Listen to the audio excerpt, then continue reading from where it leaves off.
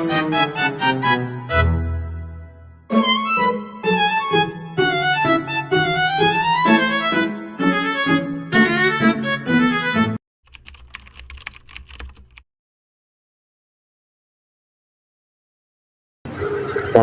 warahmatullahi wabarakatuh. Bapak, perkenalkan, nama saya Ahmad Jazuli. Saya mau izin wawancara. Oke. Dengan Bapak siapa dulu? Asep Jamaluddin. Ya, Panggilannya Asep. Asep.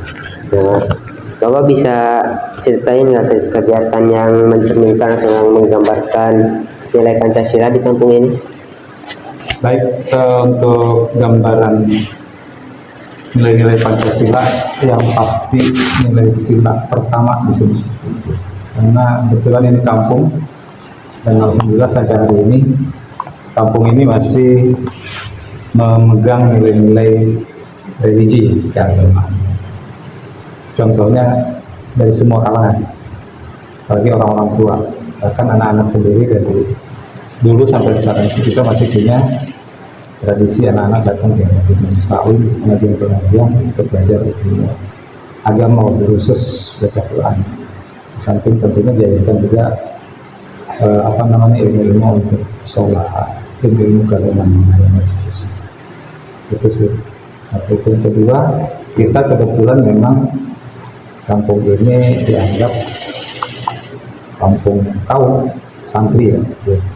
Dan ini secara kesejarahan memang awal mula ada gerakan dakwah Islam di Gobang dan sekitarnya sampai ke Bogor Barat itu ada satu tokoh yang luar biasa namanya Tebagus Martan yang makam keramatnya ada di depan masjid.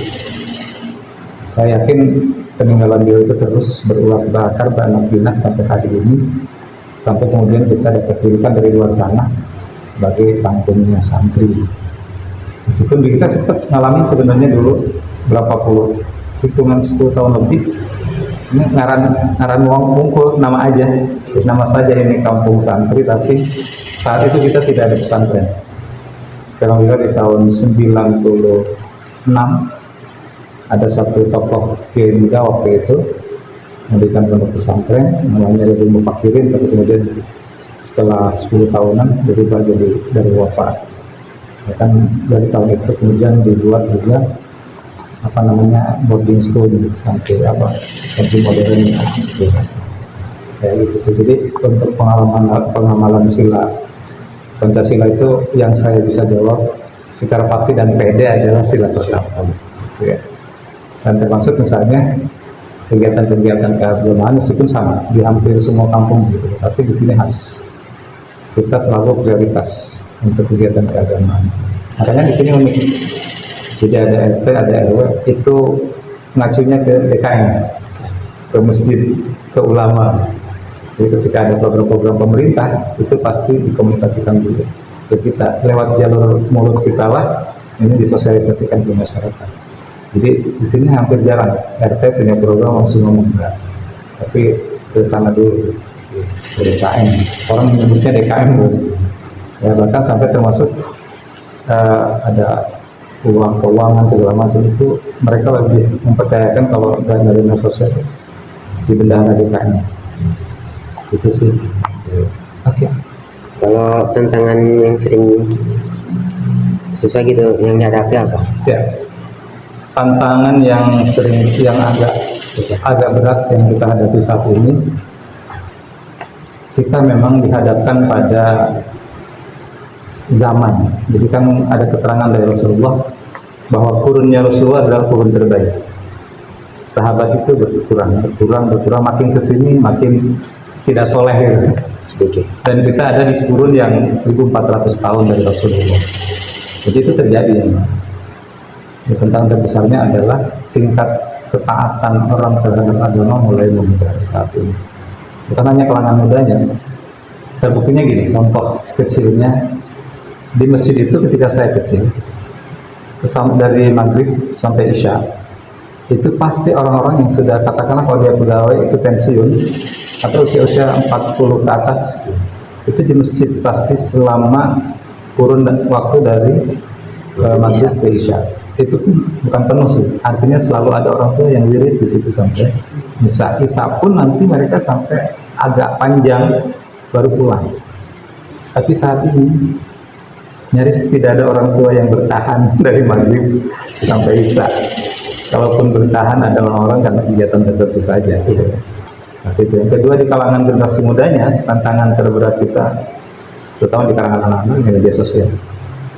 Jadi dulu sebelum ada HP masih cenderung anak-anak itu kalau maghrib itu pasti di push atau didorong ke majlis-majlis taklim, ya, pengajian-pengajian. Sekarang anak-anak usia masuk SMP saja itu sudah tidak lagi di majlis-majlis taklim. Mereka tadi menjadi generasi tunggul. Jadi saya agak prihatin juga ketika saya jalan dari sini ke masjid nih, mau jamaah. Anak-anak usia SD itu sudah kumpul bareng mereka, tapi semuanya begitu. Mereka bareng, tapi sebenarnya tidak bareng. Bareng secara fisik, tapi mereka tidak komunikasi. Karena masing-masing sedang asik dengan dunia yang berbeda. Dan itu pengaruhnya besar terhadap pendidikan keagamaan. Bahkan akhirnya bukan hanya agama sih, sekolah pun mereka belajarnya jadi agak-agak terganggu. Jadi lebih banyak mengkonsumsi apa yang ada di media sosial daripada buku-buku pelajaran di rumah. Gimana cara manfaatin hasil desa biar menambah penghasilan warga? Untuk hasil-hasil desa ini, kebetulan desa kami ini, terutama kampung kami, itu agak unik. Adanya di kampung, mata pencaharian penduduknya jarang yang bertani atau beternak. Jadi mereka itu bertani atau beternak itu tadi hanya untuk memenuhi kebutuhan sehari-hari aja. Tidak ada yang berpikir untuk kemudian jadikan ajang bisnis atau usaha yang menghasilkan uang. Malah kita jadi sekarang ini di dunia peternakan saja pun orang luar yang masuk sini. Jadi kita akhirnya hanya jadi pekerjanya saja. Kita sebenarnya dulu udah pernah di desa itu ada satu gerakan, apa namanya, kan dulu ada kelompok tante yang tergabung dalam apa sih, Gapoktan, gabungan kelompok tani.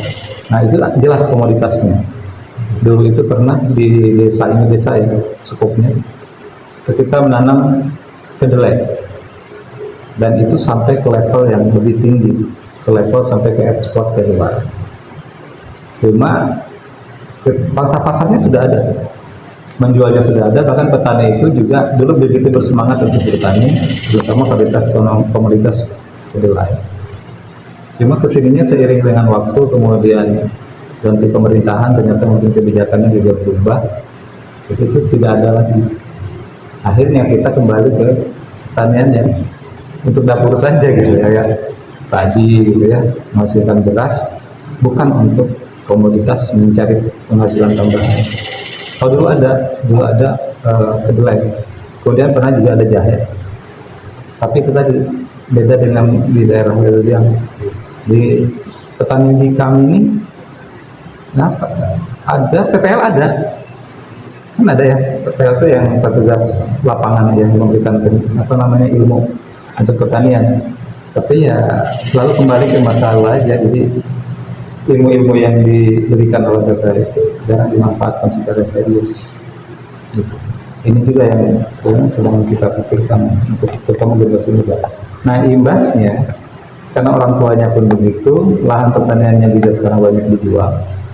Akhirnya tidak ada yang melanjutkan ke dunia pertanian seperti ini. Anak muda sekarang ini tidak ada yang jadi petani. Makanya kan akhirnya sawah-sawah yang mereka punya dijual. Karena memang ketika ada pun digarap ke orang lain dan hasilnya nggak maksimal. Jadi bukan tidak punya, bahkan dulu di sini sebenarnya yang punya lahan luas di beberapa tempat.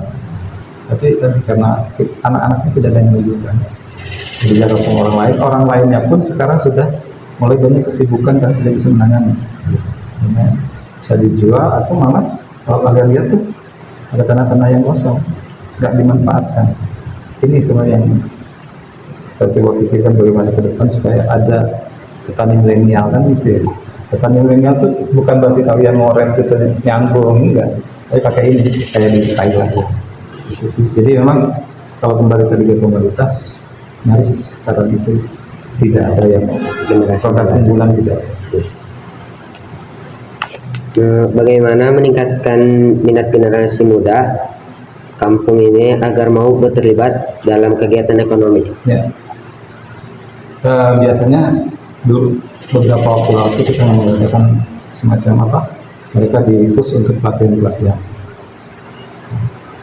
Nah, ini juga kendalanya itu sekarang memang kita agak kurang bersinergi dengan pihak desa atau instansi terkait.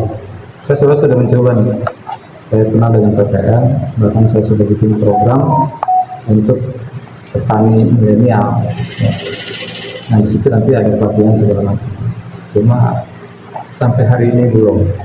Ditambah juga minat anak-anak kita ini ke dunia pertanian apa ya? Dianggap kerja di pertanian itu tidak keren, gitu ya. Makanya saya lagi meritis sebenarnya. Sekarang lagi meritis kalau waktu saya cukup nih. Saya sudah komunikasi dengan beberapa penyuluh termasuk penyuluh kehutanan yang mereka siap berkontribusi untuk memberikan pelatihan segala macam. Dulu sudah sempat ada satu pelatihan saya membuat pupuk atau apa, tapi ini belum ditindaklanjuti secara serius. Cuma hari ini yang saya lakukan baru semacam mengedukasi mereka. Kebetulan saya suka diundang ketika rapat-rapat dengan pemuda. Di rapat-rapat itulah saya memanfaatkan momen untuk memberikan edukasi bahwa jangan pernah gengsi untuk jadi petani, karena tidak harus petani yang kotor-kotoran, cuma pakai ini aja. Tapi belum jalan, baru rencana sebenarnya. Sudah. Tidak Pak, pertanyaan segitu aja. Terima kasih ya. Oke. Sama. Tutup. Wassalamualaikum warahmatullahi wabarakatuh. Waalaikumsalam warahmatullahi wabarakatuh. Hampura ya.